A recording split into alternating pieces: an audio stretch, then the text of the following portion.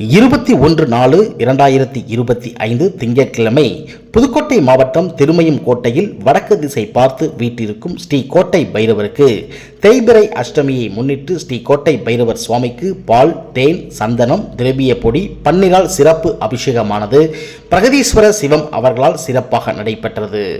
அதனைத் தொடர்ந்து பைரவர் சுவாமிக்கு சந்தன காப்பு அலங்காரமும் மகா தீபாரதனையும் காண்பிக்கப்பட்டன.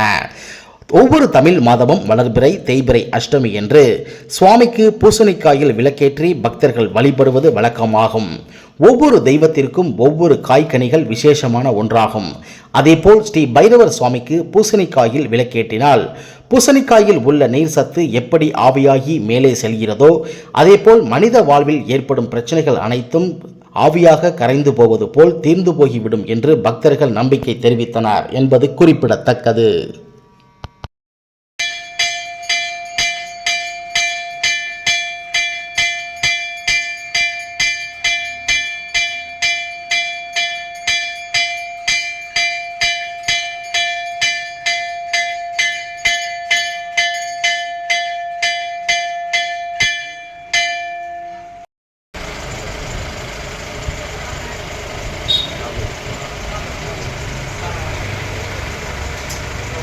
கோட்டை எதுவும் ஃபேமஸ்.